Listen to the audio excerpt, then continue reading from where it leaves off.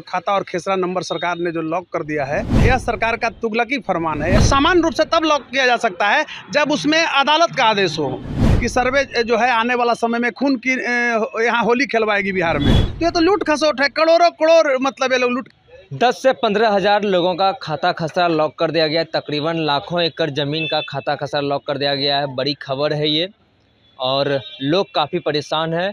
लगन का समय है, गरीब तबके के जो लोग होते हैं अपनी बेटी का विवाह करने के लिए ज़मीन बेचते हैं, लेकिन उनके साथ कहीं ना कहीं ये मुसीबत बन चुका है।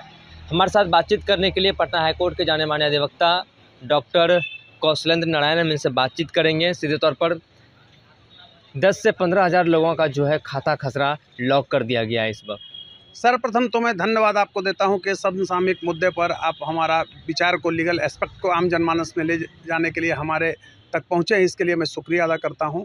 रही बात 10,000 से 15,000 लोगों को खाता और खेसरा नंबर सरकार ने जो लॉक कर दिया है, यह अमानवीय है और कहीं से भी कानूनन सही नहीं है। यह सरकार का तुगलकी फरमान है। यानी इस रूप में आप समझिए कि बिहार में कॉन्स्टिट्यूशनल ब्रेकडाउन है, इसकी जितनी निंदा की जाए कम है। अब मैं एक चीज़ आपको बताना चाहूँगा इसमें। देखिए, टेक्निकल पॉइंट है कि अफसर को कहाँ से राइट दिया गया है खाता प्लॉट को लॉक करने का, खाता और खेसरा को। देखिए, होता है क्या कि जिस ज़मीन पर मुकदमा चल रहा है तो उसमें कंसर्न जो पदाधिकारी है वो लॉक कर सकता है, लेकिन ऐसे तो बिहार राज्य जो आप देखेंगे रजिस्ट्रेशन जो निबंधन जो नियमावली है या जो भी है नियमावली, उसमें ऐसा कोई पावर नहीं दिया गया है। रजिस्ट्रार को दिया गया है कि रद्द करेंगे, लेकिन तब रद्द करेंगे जब उस ज़मीन पर कोई विवाद हो, लड़ाई हो, मुकदमा हो। यानी आपके कहने का मतलब है कि जो ज़मीन पे विवाद है या मुकदमा है उस ज़मीन को लॉक कर सकता है, लेकिन जो ज़मीन पे ऐसा कोई विवाद नहीं है उसे लॉक करने का अधिकार अधिकारी को नहीं है। जी, बिल्कुल कभी नहीं अधिकार है, और सामान्य रूप से तब लॉक किया जा सकता है जब उसमें अदालत का आदेश हो। अदालत अपने स्तर से आदेश करती है।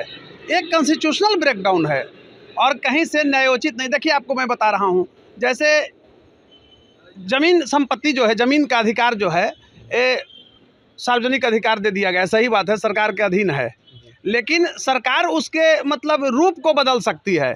ऐसा नहीं है कि किसी भी ज़मीन को लॉक करा सकती है, उसके लिए अदालती आदेश का होना ज़रूरी है। और यह जो बिहार में इस बार 10 से 15 हज़ार लोगों को खाता और खेसरा नंबर को लॉक कर दिया गया, इसकी जितनी निंदा की जाए कम है, गैर कानूनी है। आप जानते हैं कि ऐसे ही मुकदमा लंबित है। सरकार एक तरफ आप देखिए मालिकाना हक देना चाहती है, किसको देना चाहती है? रैयतों को, और इससे तो बाधित हो जाएगा। एक क्या है कि इस सरकार ने इतना अफसर का मन बढ़ा दिया है कि अफसर लूट के खा रहे हैं, और एक नए सिरे से फिर मुकदमे बढ़ेगी। आप वहाँ लॉक किए हैं, इसमें एक प्रावधान दिया गया है कि 90 दिन के अंदर आप अपील कीजिए। क्यों अपील क्यों करना है? अगर सर्वे में गड़बड़ी आ रहा था तो फिर उसी गांव में मतलब इसलिए देखिए, सरकार सर्वे भी करा रही है। एक साजिशतन है, मैं बार बार कहा था कि सर्वे जो है आने वाला समय में खून की यहाँ होली खेलवाएगी बिहार में, खून की नदियाँ बहेगी बिहार में, बंदूक की नली से जो है वो गोली की लहरियाँ जो है से गूंजेगी बिहार में, और वो किसी का खून बहाएगी।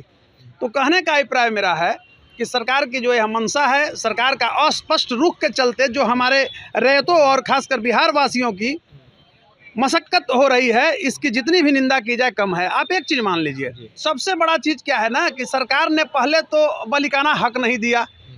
मालिकाना हक का अगर निराकरण कर देती तो सर्वे में इतना बड़ा बवाल नहीं बचता। जैसे दादा परदादा के नाम से ज़मीन था, उनके बेटे हैं कहीं बाहर चले गए हैं, वो गाँव में किसी के टेलीफोनिक साल में कुछ लेते हैं और उसको जोतने के लिए दे दिए हैं। अब समझिए कि उसका क्या हल होगा। तो सरकार ने जो यह बीजारोपण किया है, ये बिहार में माने एक अपराध जो है फैक्ट्री खोलेगी। ये जो अधिकारी हैं जो लॉक कर दिया गया, उनके ऊपर क्या न्यायालय ऐसी कोई कार्रवाई करेगी क्या? देखिए, न्यायालय तो तब कार्रवाई न करेगी कि जब सरकार की मंशा रहेगी। अभी हाई कोर्ट में आएगा, उनको खोलना पड़ेगा लॉक को। लेकिन परेशानी देखिए, वो तो न्यायालय सर्वोपरि है, न्यायपालिका, लेकिन ये सर्वोपरि आप समझिए कि जो वर्क था, गरीब गुरबा, भी बोले ना, बेटी की शादी है, पढ़ाई लिखाई है बच्चे का, मकान बना, लोग ज़मीन को बेचते थे, क्योंकि जमीन अभी देखिए, अभी लगन का समय है। जो गरीब तबके के लोग होते हैं वो अपना ज़मीन कहीं ना कहीं थोड़ा ज़मीन बेच के अपनी बेटी के अच्छे घर में विवाह करना चाहते हैं, लेकिन उन लोगों को तो परेशानी होगी अभी। बिल्कुल, वही तो कह रहे हैं कि मतलब जमीन किसी को बेचना था, किसी का कोई मर गया है, उसका श्राद्ध करना है, यह एक परंपरा हमारे के यहाँ है। बिहार की स्थिति ऐसी है कि भोज में भी लोग उतना ही खर्च करते हैं। एक मापदंड बना हुआ है, इसको एक लोग ईगो से जोड़ लिए हैं, तो उनका खर्च नहीं रुका। बताइए क्या अफरा तफरी मचेगा। किसी का बेटा का एडमिशन है, बेटी का एडमिशन है, शादी है, रोग है, तो ये सरकार मैं इस रूप से कहूँगा कि एकदम निरंकुश हो गई है और कोई कानूनन यहाँ कार्य नहीं हो रहा है। डेमोक्रेटिकल स्ट्रक्चर का एकदम ह्रास है, आप इस रूप में समझिए, और कॉन्स्टिट्यूशनल ब्रेकडाउन कहिए। मैं आप ऐसे समझिए कि जैसे कानून कोई चीज़ बनता है, इम्प्लीमेंट होना चाहिए, वो आपको ग्रास रूट पर इम्प्लीमेंट हो नहीं रहा है। और संविधान की मैं व्याख्या करता हूं कि मैंने संविधान रूपी एक देव मंदिर बनाया, आप ऐसे समझिए, और देवताओं के प्राण प्रतिष्ठा के पूर्व दानवों ने चुरा लिया। तो मालिकाना हक देने आप चले थे, अफसर मान करोड़पति हो गया है। 12,000 14,000 रुपया में रेवेन्यू विभाग में कर्मचारी जो बहाल है मानदेय पर, और प्रतिदिन 2 लाख रुपया कमा के जा रहा है। अब लगता है कि वो सिर्फ पैसा अपने रखता है, वहाँ देता है सीओ को, और ऊपरी जो पदाधिकारी हैं बंदोबस्त पदाधिकारी को देता है, डीएम को देता है। तो ये तो लूट खसोट है, करोड़ों करोड़ मतलब ये लोग लूट के खा रहा है। गरीब गरीब वही है, चाहे किसी भी जाति का हो, किसी भी धर्म का गरीब हो, उसका कोई सुनने वाला नहीं है। और इसकी जितनी निंदा की जाए कम है। सरकार को मैं एक चीज़ आपको स्पष्ट रूप से बता दे रहा हूँ कि अगर उसको ज़मीन का अधिकार दिया गया है तो ऐसा नहीं है कि वो ज़मीन किसी का एकदम लॉक कर दे और ये कर दे। आप एक निश्चित कार्य के लिए, कोई राष्ट्रीय कार्य में, कोई सामाजिक कार्य अगर मतलब उससे सरकार को लाभ हो रहा है, मास पब्लिक को लाभ हो रहा है, तब आप ज़मीन ले सकते हैं, मालिकाना हक छीन सकते हैं, उसके मुआवजा दे सकते हैं। लेकिन ऐसे थोड़ी है कि उसका रूप को बदल दीजिएगा, ये तुगलकशाही है।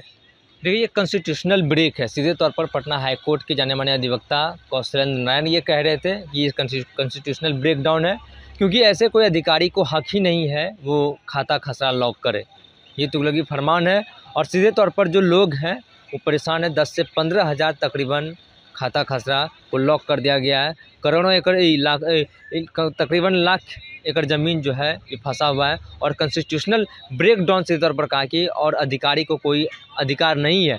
और वैसे ज़मीन जहाँ पे मुकदमा है तो वो ज़मीन पे उसको कॉन्स्टिट्यूशनल ब्रेक डाउन इन्होंने कहा, लेकिन जो ज़मीन पे मुकदमा है उससे अधिकार है जो कि उसका खाता खसरा लॉक करने का। लेकिन ऐसी कोई ज़मीन जो कि उसके ऊपर कोई मुकदमा ना हो और कोई न्यायालय का कोई फैसला ना हो, वैसे जो ज़मीन है उसके ऊपर कोई अधिकार नहीं है। ये सीधे तौर पर पटना हाई कोर्ट के वकील बता रहे थे। बहरहाल इस खबर में इतना ही। आगे की अपडेट के लिए बने रहिए फर्स्ट बार झारखंड पर। मैं संजय पटना। पैनोरमा ग्रुप, जो सोचता है वो करता है। आपके अपने सपनों का आशियाना। पूर्णिया वापस जाएंगे। जॉब छोड़ दिया है मतलब? ये घर कैसे चलेगा? हम करेंगे क्या? और माँ बाबूजी क्या बोलेंगे? इसलिए मैं एक और मिठाई का डब्बा लाया। अपने बिजनेस के लिए लोन अप्रूव हो गया। अरे लोन अप्रूव हो गया वो तो ठीक है, लेकिन पूर्णिया में हम रहेंगे कहाँ? अपना घर भी तो नहीं है वहाँ। इसलिए तो एक और मिठाई का डब्बा अलग से लाया हूँ। हमने पूर्णिया में घर ले लिया है, पूर्णिया के ई होम्स पैनोरमा में। पूर्णिया में पैनोरमा ग्रुप लेकर आए हैं ई होम्स पैनोरमा। बड़ा घर, आलीशान जिंदगी और अत्याधुनिक सुविधाओं के संग। अरे अरे, अब क्यों मुंह मीठा करवा रही हो? क्योंकि हम घर वापसी जो कर रहे हैं। घर वापसी की खुशी पूर्णिया में ई होम्स पैनोरमा के संग। E homes panorama, luxurious lifestyle redefined. Bharatiya Janata party का सदस्य बनने के लिए 8800002024 पर मिस्ड कॉल करें। निवेदक भारतीय जनता पार्टी बिहार।